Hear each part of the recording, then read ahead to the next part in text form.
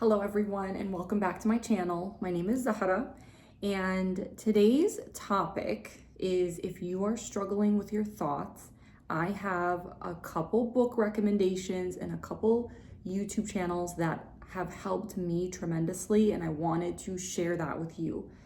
The sun is going down and I don't want to think too much. I just want to make this and get this out. So bear with me, I haven't done YouTube in a minute, so bear with me. So the first book that I want to show you is this one, and I'm sure you've heard it, which is called Becoming Supernatural by Dr. Joe Dispenza. And I'm going to be honest, when I first checked out this book at the library, it made no sense to me. Like, I read it and I was like, what is the hype about this book? I don't understand. And I think partly the reason why I didn't understand the book is because I was totally unconscious and I didn't understand, the mind and thoughts and, being unconscious. I was 100% unconscious. So I got the book and I didn't understand it. But then I started watching YouTubers kind of explain this stuff and I read other books. And then when I came back to this book, I was like, oh my God, I understand it. So subhanAllah, it was really interesting. So yeah, this book is a goodie and it talks a lot about your thoughts and how your thoughts take you out of the present moment, and the present moment is all that exists. Any thought you have about something that happened in the past or something that's going to happen in the future is not even real, because all that's real is here and now. This book is really good. Yeah, I love this. So definitely get this book. And another book that really changed my life and expanded my mind is this book, which is called The Power of Now by Eckhart Tolle.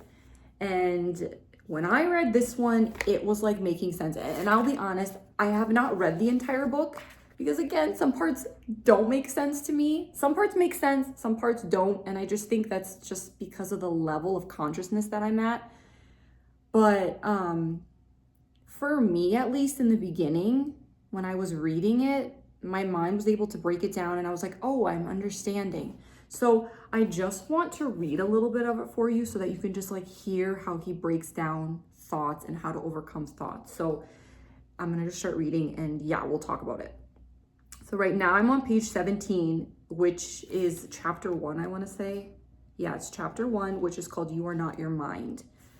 And I starred this area because it's just so cool. So he calls this section Freeing Yourself from Your Mind. So what exactly do you mean by watching the thinker? There's that question above.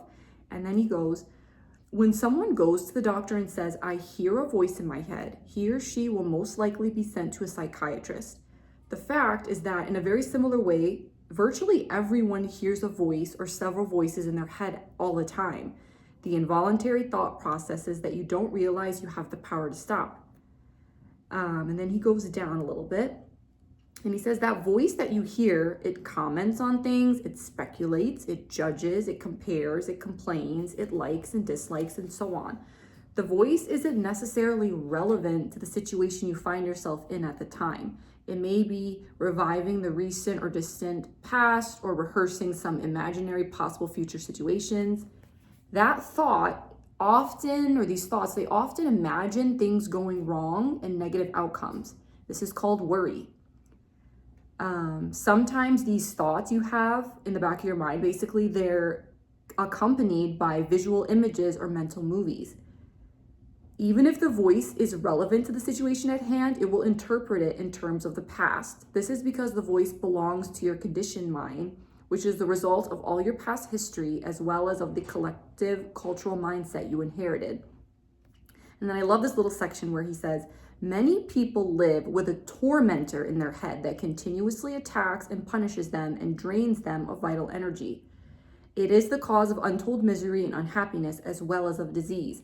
And we as Muslims know this, we have these negative thoughts and things like that. And you are not your thoughts. Thoughts, they come from somewhere else into your mind. And we know that as waswas, we know that as, shaitan or devil. It's negativity that is not from you. So then he goes on to say, the good news is that you can free yourself from your mind. This is the only true liberation. And then he just goes into what the first step is. He says, you can take the first step right now. Start listening to the voice in your head as often as you can. And I talked about that in my video yesterday. You have to put the distractions away. You have to put the phone away. You have to put the TV shows away. You have to put whatever you're distracting yourself with, we all have something. You have to put it away, and you have to go within and see what is playing in your mind in the background and what is actually going on inside of your body. So he says, start listening to the voice inside of your head as often as you can. Pay particular attention to any repetitive thought patterns, those old gramophone records that have been playing in your head perhaps for many years. This is what I mean by watching the thinker, which is another way of saying listen to the voice in your head, be there as the witnessing presence. When you listen to that voice, listen to it impartially. That is to say, do not judge. Don't judge what you hear. Don't condemn what you hear. Don't react to what you hear. You just watch it. Because shaitan, or the thought, what it wants is for you to follow it and for you to get all tangled up in it. That is what he wants. He wants you to give your energy to him. He wants you to follow him. And we know this as Muslims. Shaitan wants to take as many people with him to Jahannam or to hellfire as he can. And Shaitan, he wants to take you with him. The thought wants to take you with it. It wants you to give it your energy. Listen to this. I have to go to that part. Where does he say it? Right here. So when you listen to a thought and you just watch it, you're aware not only of the thought, but also of yourself as the witness of the thought. A new dimension of consciousness has come in. As you listen to the thought, you feel a conscious presence, your deeper self beneath or underneath the thought, as it were. The thought, as you watch it, then loses its power over you and quickly subsides because you're no longer energizing the mind through identification with it. This is the beginning of the end of involuntary and compulsive thinking. And when you shine the light of your awareness on this thought, darkness is essentially what it is. It leaves. It subsides. It loses its power. And that doesn't mean that thoughts will stop forever. No, that's never going to happen. Thoughts will still come, but your power is in just observing it. And then it'll go away. When a thought subsides, you experience a discontinuity in the mental stream, or a gap of no mind. At first, the gaps will be short, a few seconds perhaps, but gradually they will become longer. So when you have that thought come, and then you just watch it and it leaves, you have just this nothingness. It's just like nothing. Another thought comes and you watch it and it leaves, and you have just this nothingness. When these gaps occur, you feel a certain stillness and peace inside of you. This is the beginning of your natural state of felt oneness with being. And that's usually obscured by the mind because the mind has all these thoughts. With practice, the sense of stillness and peace will deepen. In fact, there's no end to its depth. You will also feel a subtle emanation of joy arising from deep within, the joy of being. And you're fully present. When you're not following your thoughts, you can be here now. And I'll just leave you with this last chunk because I don't want this to get too long. Oh my God. Life. I just dropped my phone. That's okay. Sorry if that scared you. Oh my God. That's okay. Oh my God, I dropped my phone. But it's fine. The last little section that I want to leave you with is another way to be fully present. And I'm on page 20. He says, instead of watching the thinker, you can also create a gap in the mind stream simply by directing the focus of your attention into the now. Just become intensely conscious of the present moment. This is a deeply satisfying thing to do. In this way, you draw consciousness away from mind activity and create a gap of no mind in which you are highly alert and aware, but not thinking. This is the essence of meditation.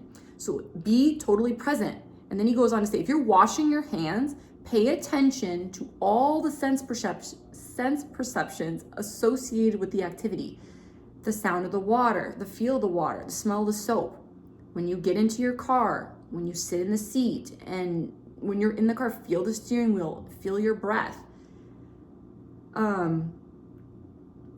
we don't do this. We literally, as people, do not do this. We literally do not do this enough. And the last thing he says that I underline on this page. So the single most vital step on your journey towards enlightenment is learning how to disidentify from your mind. Every time you create a gap in the stream of mind, the light of your consciousness grows stronger. So that is from this book, The Power of Now by Eckhart Tolle. I love the beginning. I have read the beginning or chapter 1 over and over and over again. And I've underlined things in this book that have impacted me. So definitely get your hands on this. Here's another tip too. Buy it from a thrift store. It can save you some dollar bills. I even got this book because I don't think this one's cheap. I don't know, don't quote me, but I got this for $11 at Half Price Books. It's like a store. And then I got this one also from Half Price Books, I think for $8. So, and they were in very good condition. Okay, the last thing I want to leave you with is some YouTube channels that I love, love, love. And these guys are on their own journey, I'm sure, and I just really resonate with them. So the first person I want to talk about is, I call him my sheikh. I love him so much. His name is Brother Ihsan Alexander, and I will link his channel below. God, I remember the first time I saw him. Like, I was like, oh my God, this man, and just the nur, and just, he's just beautiful inside and out. I love this man. I love this sheikh. He talks about the present moment. He is a life coach too, and I pray that I can coach with him one day because he has helped me so much, and I love, love, love him. And what I love too is he doesn't just focus on the outer elements of Islam. He talks about going inward, fixing your inner, and Islam is that, right? There's an outer, which we do the fasting and the prayers and the wudu and these things that are outer. And then there's the inner, and we have to fix the inner too, and we have to make that beautiful as well. Our outside is beautiful. You know, the mosques have people praying and this and that, but how much time, I'm talking to myself too, how much time do we spend on the inner and doing, you know, jihad and nafs, going in and struggling against that part of ourselves that is terrible and jealous and evil? We have to focus on that. So Ihsan Alexander, you have to check him out. And then another YouTube channel I love, his name is Mohammed, and I've been watching him for 3 years, and I love him. I love him too. I'd love to coach with him too, maybe one day, but he has changed my life. I've been watching him for 3 years, and I've seen him change and grow, and he's just becoming more of like a fearless YouTuber, and I love, love, love him.